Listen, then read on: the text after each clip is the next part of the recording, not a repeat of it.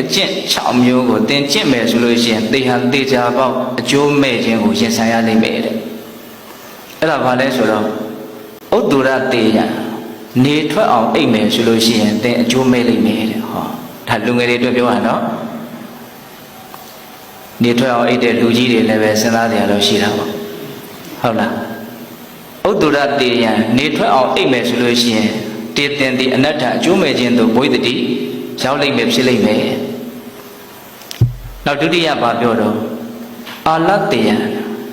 ပြင်းရှိမယ်ဘာမှမလုပ်ခြင်းမကိုင်းခြင်းနော်ဝရိယတအလွန်နေပြီးတော့ပြင်းရင်မှုနဲ့နေမယ်ဆိုလို့ရှိရင်လည်းပဲသင်ဟာအကျိုးမဲ့ခြင်းကိုရောက်လိမ့်မယ်တဲ့အများကြီးအခြေချစ်ပြီးတော့ဦးဇင်းကအသေးစိတ်မပြောပါကိုယ့်အကိုပဲစဉ်းစားဖို့ခြံထားမယ်ဟုတ်လားနောက်တတိယကဘာပြောလို့ဆိုတော့စန္ဒိကံကြံထံခက်ထံနဲ့ကာယကံဝစီကံကြံထံခက်ထံမှုတွေရှိမယ်ဆိုလို့ရှိရင်လည်းသင်အကျိုးမဲ့လိမ့်မယ်တဲ့ပြောတာဆိုတာလှုပ်တာခိုင်းတာက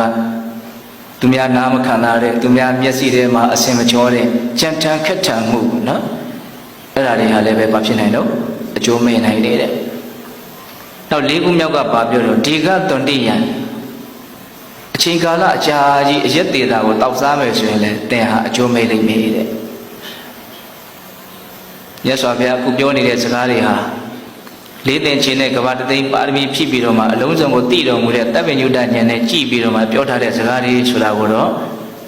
ယုံကြည်မှုတရားတရားအခြေခံခိုင်ခိုင်မာမာနဲ့နားထောင်ဖို့လိုတယ်နော်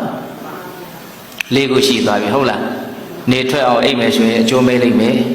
ပြင်းကြီးနေမယ်ဆိုလို့ရှိရင်အကျိုးမဲ့လိမ့်မယ်ကြမ်းကြုတ်ခက်ထန်တဲ့အမူအရာတွေအပြောဆိုတွေရှိမယ်ဆိုရင်လည်းအကျိုးမဲ့လိမ့်မယ်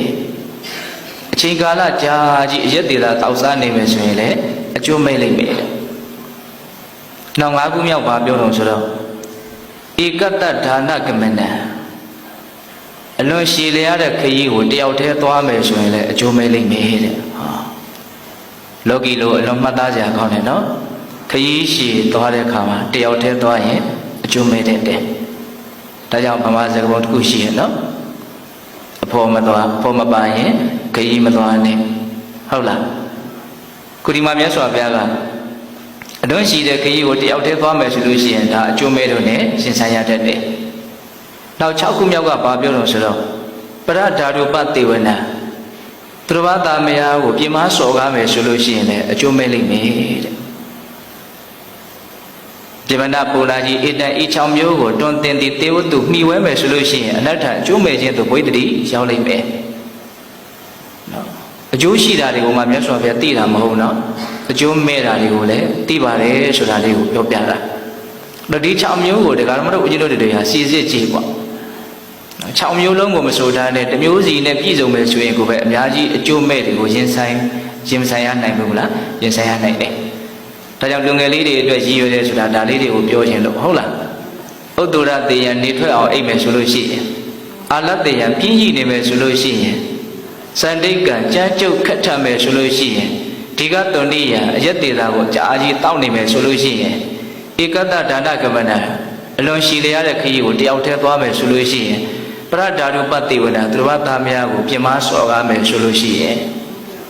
မဖြစ်မလို့အကျိုးမဲ့လိမ့်မယ်တဲ့